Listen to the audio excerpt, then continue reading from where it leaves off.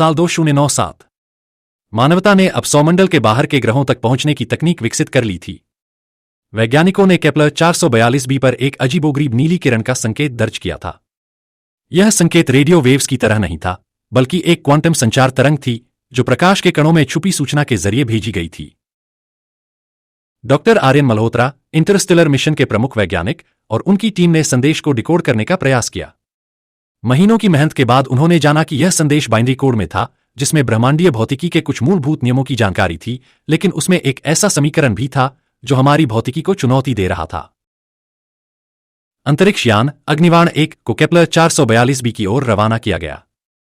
वहां उतरने पर एक चौंकाने वाला दृश्य दिखा। पूरे ग्रह की सतह पर नीले क्रिस्टल्स बिखरे थे जो प्रकाश को अवशोषित करके ऊर्जा उत्पन्न कर रहे थे। जैसे ही वैज्ञानिक दल ने ग्रह का अन्वेषण शुरू किया, उनके सामने कुछ अजीबोगरीब जीव प्रकट हुए। ये न तो कार्बन आधारित थे, न सिलिकॉन आधारित। उनके शरीर चमकते हुए प्लाज्मा से बने थे और उनका कोई निश्चित आकार नहीं था। वे टेलीपैथी के माध्यम से संवाद कर रहे थे। उन्होंने अपना नाम ल्यूमिनेरियन बताया और कहा कि वे ब्रह्मांड में फैली ऊर्जा चेतना का एक रूप है। उन्होंने बताया कि वे लाखों वर्षों से ब्रह्मांड के विभिन्न कोनों से संपर्क साध रहे थे, लेकिन मानवता पहली ऐसी सभ्यता थी जिसने उनकी भाषा को समझने की कोशिश की थी। ल्यूमिनेरियन ने एक चौंकाने वाला रहस्य बताया। उन्होंने मानवता की कुछ गूढ़ अवधारणाओं को समझाने का प्रयास किया। ब्रह्मांड में जीवन केवल ठोस रूपों तक सीमित नहीं है। कुछ सभ्यताएं ऊर्जा आधारित होती हैं, जिनका कोई स्थायी भौतिक शरीर नहीं होता। मानव मस्तिष्क भी ऊर्जा तरंगों को पकड़ने में सक्षम हो सकता है। ध्यान और योग के कुछ गहरे अभ्यास वास्तव में हमारे चेतन मस्तिष्क को ब्रह्मांडीय संचार से जोड़ सकते हैं। वे मृत्यु को एक भ्रम मानते थे। उनके अनुसार ऊर्जा कभी समाप्त नहीं होती, बल्कि सिर्फ एक अवस्था से दूसरी में परिवर्तित होती है। इस पहली मुलाकात के बाद मानवता ने न केवल एक नई सभ्यता को जाना, बल्कि अपनी स्वयं की चेतना को भी नए तरीके से समझने लगी। वर्षों बाद वैज्ञानिकों ने ल्यूमिनेरियन के ऊर्जा आधारित संचार प्रणाली का अध्ययन करके टेलीपैथिक संचार तकनीक विकसित कर ली, जिससे अंतरिक्ष के विशाल विस्तार में अन्य बुद्धिमान जीवन रूपों से संपर्क संभव हो गया। इस कहानी से यह निष्कर्ष निकलता है कि परग्रही जीवन न केवल संभव है, बल्कि वह हमारे पारंपरिक समझ से कहीं अधिक विकसित और जटिल हो सकता है। शायद हम उनसे मिलने के लिए सही तकनीक और सही मानसिक स्तर पर नहीं पहुंचे हैं, लेकिन भविष्य में यह अवश्य संभव हो सकता है। क्या हम कभी परग्रही सभ्यता से मिल पाएंगे? आज तक 5000+ एक्सोप्लैनेट खोजे जा चुके हैं, जिनमें से कई ऐसे हैं जो गोल्डीलॉक्स जोन में आते हैं, यानी उनकी सतह पर पानी तरल रूप में मौजूद रह सकता है। Kepler 442b, Proxima Centauri B और ट्रैपिस्ट एक प्रणाली के कुछ ग्रह ऐसे ही संभावित स्थान हैं। कुछ चंद्रमाओं जैसे बृहस्पति का यूरोपा और शनि का टाइटन पर भी जीवन की संभावना है।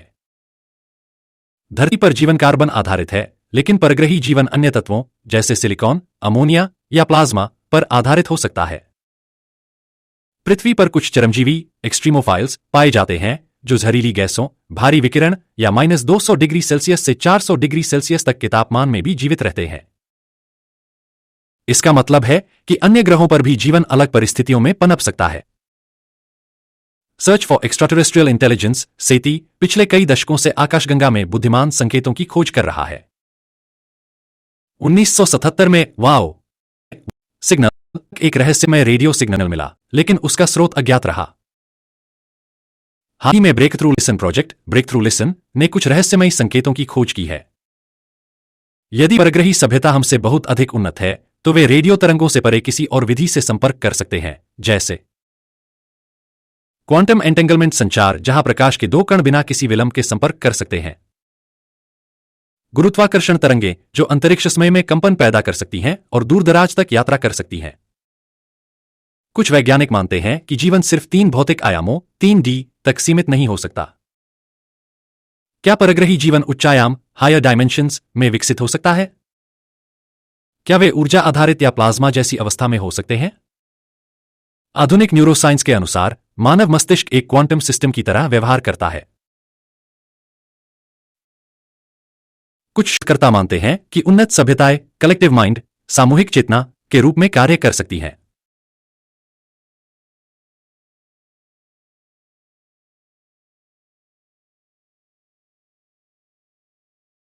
कुछ वैज्ञानिकों और आध्यात्मिक गुरुओं का मानना है कि यदि कोई उन्नत सभ्यता ऊर्जा आधारित है, तो उनसे संपर्क करने के लिए मन और चेतना का प्रयोग किया जा सकता है। क्या कुछ प्राचीन ऋषि और योगी परग्रही जीवन से टेलीपैथी या ध्यान द्वारा जुड़े थे? क्या ऐसे ही संपर्क को भविष्य में वैज्ञानिक तरीकों से दोबारा स्थापित किया जा सकता है? एनरिको फर्मी ने सवाल उठाया था कि यदि ब्रह्मांड में अरबों संभावित ग्रह हैं, तो हमें किसी परग्रही सभ्यता से संकेत क्यों नहीं मिल रहे? इसके कुछ संभावित उत्तर हैं।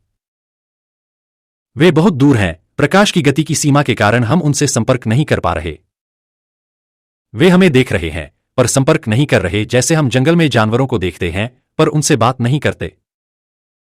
वे अलग भौतिक अवस्था में हैं, जैसे ऊर्जा आधारित जीवन, जिसे हम महसूस नहीं कर सकते। ग्रेट फिल्टर सिद्धांत शायद उन्नत सभ्यताएं किसी वजह से हमेशा नष्ट हो जाती हैं, जैसे जलवायु परिवर्तन, युद्ध या कृत्रिम बुद्धिमत्ता का नियंत्रण से बाहर होना। क्या वे शांतिपूर्ण होंगे? स्टार ट्रेक जैसी सभ्यताएं। क्या वे हमें अपनी तकनीक और ज्ञान देंगे? या वे हमें एक खतरे के रूप में देखेंगे, जैसे वॉर ऑफ द वर्ल्ड्स? क्या हम वास्तव में उनके स्तर को समझने के लिए तैयार हैं? शायद उत्तर हमारे विज्ञान में ही नहीं, बल्कि हमारी चेतना और आध्यात्मिकता में छिपे हों। भारतीय ग्रंथों में ब्रह्मांड, जीवन और चेतना को लेकर गहरे और विस्तृत विचार मिलते हैं। यदि हम आधुनिक विज्ञान और भारतीय ग्रंथों को साथ रखकर देखें, तो परग्रही जीवन, एक्स्ट्राटेरेस्ट्रियल लाइफ, को समझने के लिए एक नया दृष्टिकोण उभरता है। वेदों, पुराणों और उपनिषदों में कहा गया है कि ब्रह्मांड केवल पृथ्वी और हमारे सौमंडल तक सीमित नहीं है। इसमें 14 लोक, विभिन्न अस्तित्व स्तर हैं। ऊर्ध्वलोक, उच्चलोक, ब्रह्मलोक, तपोलोक, सत्यलोक, जनलोक आदि। मध्यलोक, भूलोक, पृथ्वी, भुवरलोक। अधोलोक, निचले लोक, रसातल, पाताल आदि। संभवतः यह उच्चायामी ब्रह्मांड, हायर डायमेंशनल यूनिवर्स, का एक आध्यात्मिक वर्णन हो सकता है, जिसे आधुनिक भौतिकी में मल्टीवर्स थ्योरी के रूप में देखा जाता है। श्रीमद्भागवत महापुराण में कहा गया है कि अनंत ब्रह्मांडों में अनंत लोक हैं। यह सिद्धांत आधुनिक भौतिकी के मल्टीवर्स हाइपोथेसिस से मेल खाता है, जहां वैज्ञानिक मानते हैं कि हमारा ब्रह्मांड सिर्फ एक संभावनाओं के महासागर का एक हिस्सा हो सकता है। महाभारत और रामायण में कई स्थानों पर ऐसे अस्त्रों और विमानों का वर्णन है जो आधुनिक विज्ञान की दृष्टि से उन्नत तकनीक को दर्शाते हैं। पुष्पक विमान एक स्वचालित उड़ने वाला यान जो एंटीग्रेविटी टेक्नोलॉजी जैसा लगता है। अस्त्र शस्त्र, ब्रह्मास्त्र, नारायणास्त्र आदि, जो आधुनिक प्लाज्मा वेपन्स या नैनो टेक्नोलॉजी जैसी क्षमताओं वाले लगते हैं। यदि इन्हें उन्नत तकनीकी सभ्यताओं के दृष्टिकोण से देखा जाए, तो संभवतः यह परग्रही सभ्यता की उन्नत तकनीक हो सकती है, जिसे हमारे पूर्वजों ने अपने शब्दों में वर्णित किया। भागवत पुराण, कैंटो 5, चैप्टर 22 में कहा गया है कि ब्रह्मांड के विभिन्न ग्रहों पर अलग अलग प्रकार के जीव रहते हैं। कुछ ग्रहों पर दैवीय जीव, देवता, गंधर्व, सिद्ध रहते हैं जो उन्नत चेतना वाले होते हैं। कुछ ग्रहों पर राक्षस और असुर रहते हैं जो भौतिक शक्ति में प्रबल होते हैं। पृथ्वी पर मिश्रित चेतना के प्राणी होते हैं जो देवत्व और राक्षसी प्रवृत्तियों के बीच संतुलन बनाते हैं। यह बात आधुनिक खगोल विज्ञान, एस्ट्रोबायोलॉजी, से मिलती है, जो यह मानता है कि अलग अलग ग्रहों पर जीवन अलग अलग परिस्थितियों में विकसित हो सकता है। योग सूत्रों और उपनिषदों में कहा गया है कि मनुष्य का मस्तिष्क ब्रह्मांड की ऊर्जाओं से जुड़ सकता है। महर्षि पतंजलि के अनुसार योग के उच्च स्तर, सिद्धि, पर पहुंचने से व्यक्ति दूरस्थ स्थानों के बारे में ज्ञान प्राप्त कर सकता है, जो टेलीपैथी या सिग्नल आधारित संचार जैसा लगता है। यह सिद्धांत आधुनिक क्वांटम एंटेंगलमेंट और नॉन लोकल कॉन्शियसनेस के विचारों से मेल खाता है। भारतीय तंत्र और योग में कुंडलिनी शक्ति का वर्णन मिलता है, जो चेतना को उच्च आयामों तक ले जाने में सक्षम मानी जाती है। यदि परग्रही जीवन उच्चायामी या ऊर्जा आधारित है, तो संभव है कि उनकी चेतना हमारे जैसे भौतिक शरीर में न हो, बल्कि वे एक ऊर्जा प्रकाशाधारित अवस्था में हों। यह बात ल्यूमिनेरियन सभ्यता, प्लाज्मा बेस्ड लाइफ, की परिकल्पना से मेल खाती है। योग और ध्यान के माध्यम से ऋषिमुनि अन्य लोकों के जीवों से संवाद करने की बात करते हैं। कई योगियों और संतों ने ध्यान में रहस्यमय रोशनी, ध्वनियां और अज्ञात ऊर्जा स्रोतों से संपर्क का अनुभव किया है। 2. क्या आधुनिक विज्ञान इसे समझ सकता है? न्यूरोसाइंस और ध्यान वैज्ञानिकों ने पाया है कि गहरे ध्यान में मस्तिष्क थीटा और डेल्टा तरंगों पर कार्य करता है, जो अंतरिक्षाधारित संचार के लिए उपयोगी हो सकते हैं। डार्क मैटर और उच्चायामी सभ्यता वैज्ञानिक मानते हैं कि ब्रह्मांड का 85% हिस्सा डार्क मैटर से बना है, जो हमारी भौतिक इंद्रियों से परे है। क्या परग्रही जीवन डार्क मैटर या डार्क एनर्जी से जुड़ा हो सकता है? क्या यह भारतीय ग्रंथों में वर्णित अदृश्य लोकों के अस्तित्व को इंगित करता है? तो क्या परग्रही सभ्यताएं मौजूद हैं? यदि भारतीय ग्रंथों की बातें आधुनिक विज्ञान से मिलती हैं, तो यह संभव है कि हम ब्रह्मांड में अकेले न हों। भारतीय ग्रंथों में 14 लोकों, ब्रह्मलोक से पाताल तक का वर्णन मिलता है। यदि हम इन्हें प्रतीकात्मक रूप से देखें, तो ये मानव चेतना के विभिन्न स्तरों का प्रतिनिधित्व करते हैं। ब्रह्मलोक पूर्ण जागरूकता, प्योर अवेयरनेस। स्वर्गलोक, देवलोक, उच्च मानसिक और आध्यात्मिक अवस्थाएं। भूलोक, पृथ्वी, भौतिक चेतना और कर्म। पाताल लोक, अवचेतन और अज्ञानता। इसका अर्थ यह भी हो सकता है कि विकसित सभ्यताएं चेतना के ऊंचे स्तरों पर स्थित होती हैं और साधारण मानव उनसे संपर्क नहीं कर सकता। देवता, उन्नत चेतना और वैज्ञानिक सभ्यताएं जो संतुलन, प्रेम और ज्ञान में उन्नत हैं। असुर, राक्षस, भौतिकवादी और सैन्य प्रधान सभ्यताएं जो शक्ति और संसाधनों पर केंद्रित हैं। क्या यह पृथ्वी से परे 2 प्रकार की सभ्यताओं की ओर इशारा करता है? शांतिपूर्ण परग्रही सभ्यताएं, टाइप 3 सिविलाइजेशन, कार्दशेव स्केल। विजय प्रधान, आक्रामक सभ्यताएं, type 2 civilisation with war focus. Ramayana में वर्णित पुष्पक विमान केवल भौतिक विमान नहीं था, बल्कि एक प्रतीक था यात्रा के एक उच्चतर साधन का। टेलीपोर्टेशन या सूक्ष्म यात्रा, क्वांटम टेलीपोर्टेशन। गुरुत्वाकर्षण विरोधी यान, एंटी ग्रेविटी टेक्नोलॉजी। चेतना आधारित उड़ान, माइंड कंट्रोल टेक्नोलॉजी। क्या यह परग्रही सभ्यताओं की माइंड ऑपरेटेड तकनीकों की ओर संकेत करता है? महाभारत में ब्रह्मास्त्र, पाशुपतास्त्र जैसे अस्त्रों का वर्णन किया गया है, जो आधुनिक प्लाज्मा वेपन्स, लेजर गन और नैनो टेक्नोलॉजी से मेल खाते हैं। ब्रह्मास्त्र, परमाणु बम जैसा प्रभाव। नारायणास्त्र, लक्ष्य को स्वयं पहचानने वाला हथियार, एआई आधारित मिसाइल। पाशुपतास्त्र, उच्च ऊर्जा आधारित अस्त्र, क्वांटम एनर्जी वेपन। क्या यह किसी उन्नत परग्रही सभ्यता के युद्ध तकनीक की ओर संकेत करता है? योग और तंत्र शास्त्र में कुंडलिनी को चेतना की सुप्त शक्ति कहा गया है। यह शक्ति यदि सहस्रार चक्र तक पहुंचती है, तो व्यक्ति सर्वव्यापक चेतना से जुड़ सकता है। यह किसी हायर डायमेंशनल इंटेलिजेंस से संपर्क का प्रतीक हो सकता है। क्या यह इस बात की ओर संकेत करता है कि यदि मानव योग और ध्यान द्वारा उच्चतर स्तर पर पहुंच जाए, तो वह परग्रही सभ्यताओं से संवाद कर सकता है? महर्षि पतंजलि ने अष्ट सिद्धियों, अणिमा, महिमा, गरिमा आदि का उल्लेख किया है, जो कुछ इस प्रकार हैं। अणिमा, आकार को सूक्ष्म करना, नैनो टेक्नोलॉजी और फेज शिफ्टिंग। लघिमा, भारहीन हो जाना, एंटी ग्रेविटी। प्राप्ति, दूरस्थ वस्तुओं को देखना, रिमोट व्यूइंग बटा क्वांटम कम्युनिकेशन। इष्ट सिद्धि, मन द्वारा भौतिक वस्तुओं को नियंत्रित करना, माइंड मशीन इंटरफेस। क्या ये सिद्धियां भविष्य की उच्च तकनीक की ओर संकेत करती हैं? योगियों और ऋषियों ने ध्यान में दिव्य संदेशों और अन्य लोकों के प्राणियों से संवाद का अनुभव किया है। क्या ये हायर इंटेलिजेंस से संपर्क के प्रमाण हैं? क्या चेतना ही अंतरिक्षीय संचार का माध्यम हो सकती है? न्यूरोसाइंस ध्यान के दौरान मस्तिष्क थीटा और डेल्टा तरंगें उत्पन्न करता है, जो क्वांटम कम्युनिकेशन के लिए उपयोगी हो सकती हैं। क्वांटम एंटेंगलमेंट, यदि 2 कण ब्रह्मांड के विपरीत दिशाओं में भी हों, तो वे तत्काल संचार कर सकते हैं। क्या यह भारतीय योग पद्धति के टेलीपैथिक संवाद से मेल खाता है? भारतीय ग्रंथों के अनुसार सतयुग से कलयुग तक चेतना का ह्रास होता है। जब मानवता फिर से उच्च चेतना प्राप्त करेगी, तो क्या हम परग्रही सभ्यता के साथ संवाद कर पाएंगे? क्या यह इस ओर संकेत करता है कि जब हम आध्यात्मिक और वैज्ञानिक रूप से परिपक्व होंगे, तभी हमें ब्रह्मांड के अन्य जीवन से संपर्क करने की अनुमति मिलेगी? परग्रही जीवन का आधुनिक वैज्ञानिक दृष्टिकोण। क्या हम ब्रह्मांड में अकेले हैं? यह प्रश्न विज्ञान और दर्शन दोनों के लिए एक बड़ा रहस्य है। 1995 में पहला एक्सोप्लैनेट 51 पेगासी बी खोजा गया था। अब तक 5000 प्लस एक्सोप्लैनेट खोजे जा चुके हैं, जिनमें से कई गोल्डिलॉक्स जोन, जीवन योग्य क्षेत्र में हैं। वैज्ञानिक Kepler 442 B, Proxima Centauri B और ट्रैपिस्ट 1D जैसे ग्रहों पर विशेष ध्यान दे रहे हैं। क्या भारतीय ग्रंथों में इसका संकेत मिलता है? भारतीय ग्रंथों में 14 लोकों का वर्णन किया गया है, जो बहुब्रह्मांड, मल्टीवर्स की धारणा से मेल खाते हैं। संभवतः ये विभिन्न आयाम या जीवन के विभिन्न स्तरों की ओर इशारा करते हैं।